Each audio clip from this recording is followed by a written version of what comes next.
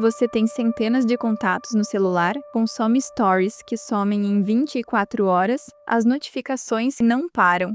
E ainda assim, chega um momento do dia em que você olha para a tela e sente alguma coisa faltando. E você não consegue nem nomear o que. É a sensação de estar cercada de gente e ainda assim se sentir sozinha. Esse vídeo é sobre isso. Não vim trazer uma receita, nem vou falar de detox digital como se fosse a solução. Quero refletir sobre o que exatamente aconteceu com a nossa capacidade de vínculo. Por que a proximidade virou uma coisa tão fácil de simular e tão difícil de sentir? E o que isso está nos custando? Se você precisasse ligar para alguém às 3 da manhã, só para conversar, você saberia para quem ligar? É estranho que a gente tenha desaprendido a ficar sozinho justamente na época em que mais se fala sobre autonomia. Você pode mandar mensagem para literalmente qualquer pessoa a qualquer momento, acompanhar a vida de todo mundo em tempo real e ainda assim sentir que ninguém realmente sabe quem você é.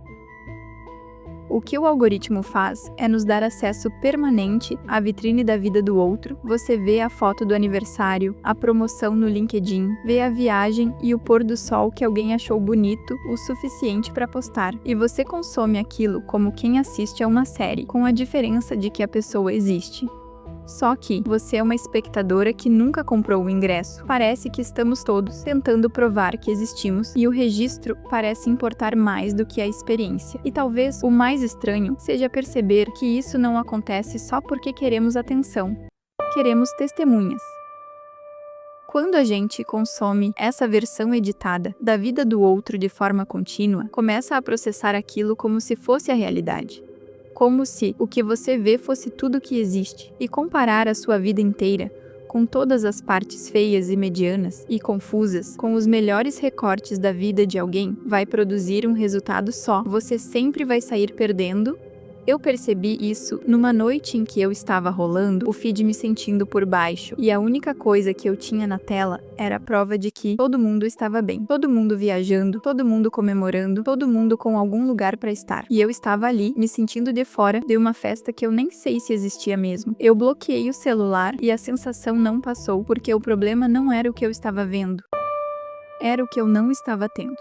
A internet mudou a nossa percepção de intimidade de um jeito que a gente ainda está tentando entender. Vínculo é o que faz com que outra pessoa pense em você quando não precisa de nada. Que faz você ligar para alguém às 3 da manhã não para pedir um favor, mas porque você sabe que ela vai atender. Vínculo não tem notificação e não aparece no feed. Isso acontece porque nosso cérebro não interpreta a proximidade digital da mesma forma que interpreta a presença humana. Existe uma diferença entre alguém digitando "fica bem" e alguém sentado do seu lado em silêncio enquanto você desmorona. E talvez seja por isso que tanta gente se sente emocionalmente exausta. O nosso cérebro recebe estímulo social o tempo inteiro, mas quase nenhum vínculo profundo. Tem uma coisa que eu noto em mim e que suspeito que você também nota em você, que é a incapacidade de ficar sem fazer nada. Encarar o tédio se tornou quase uma tarefa impossível. Antes o tédio existia porque não tinha como preenchê-lo. Você ficava numa sala de espera, sem celular, e deixava a mente ir. Entrava no ônibus e ficava olhando pela janela, fingindo que estava em um clipe. Esperava o sono chegar com seus próprios pensamentos, que às vezes eram incômodos, mas ainda chegavam reflexões importantes sobre você. Agora qualquer micro intervalo de vazio, 2 segundos na fila do mercado, à espera do elevador, vira um estímulo que o celular preenche de forma rápida. E eu sei que o tédio ganhou uma reputação ruim, mas ele tinha uma função psicológica importante que a gente não valorizou enquanto tinha. Ele obrigava a mente a desacelerar o suficiente para perceber a própria vida. Não necessariamente a introspecção profunda. Nem todo mundo quer ficar se analisando o tempo todo, e tudo bem. Quando você tira esse espaço, você some com a pausa. E sem pausa, a gente vai respondendo,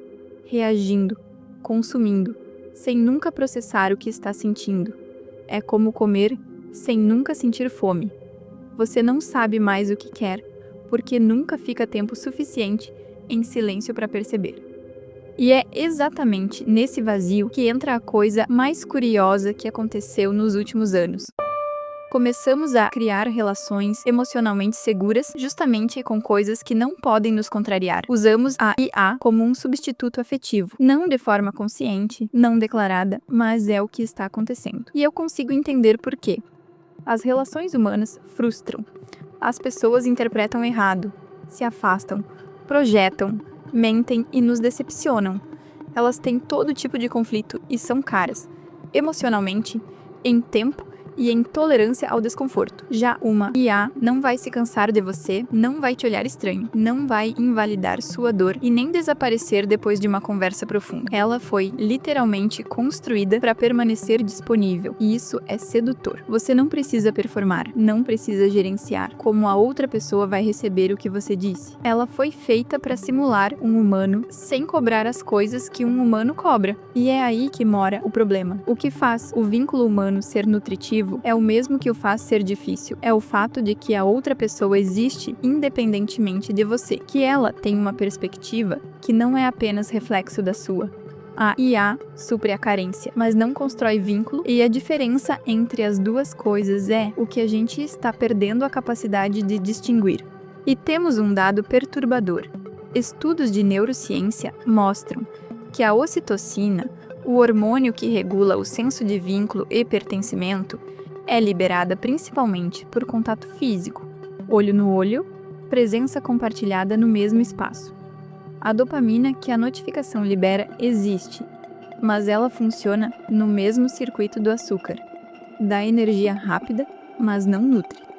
Hoje tudo pode ser bloqueado, silenciado ou substituído rapidamente, sem nunca precisar desenvolver a musculatura de continuar presente quando está desconfortável, de dizer o que sente sem saber como vai ser recebido, de aguentar o intervalo entre o que você falou e a resposta da outra pessoa. Será que estamos perdendo a capacidade de permanecer? Existe uma distinção que o filósofo Paul Tillich fazia entre solidão e solitude, que eu considero o coração de tudo isso. Solidão é o que você sente quando quer estar com outro e não está. É aquela sensação de um domingo à tarde antes do Fantástico. A solitude, por outro lado, é a capacidade de estar consigo, sem que isso seja um problema. É não precisar de preenchimento externo para suportar a própria companhia. É conseguir ficar num quarto sem que o silêncio vire ansiedade. E a solitude não é um dom da personalidade introvertida.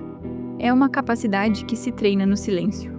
Quando você nunca fica sozinha com seus próprios pensamentos, eles ficam estranhos para você. Você perde a intimidade consigo mesma, e qualquer momento de quietude começa a parecer hostil, porque você não sabe mais o que vai encontrar lá dentro se parar para olhar. Eu não quero terminar essa conversa te dando instrução. Não é isso que eu quero de mim mesma quando escrevo, e não é isso que acho que você precisa receber. E também não acho que exista uma solução simples para isso, porque precisamos aprender a suportar pequenos vazios e voltar a perceber o mundo sem precisar transformar tudo em conteúdo. Mas eu volto para a pergunta do começo.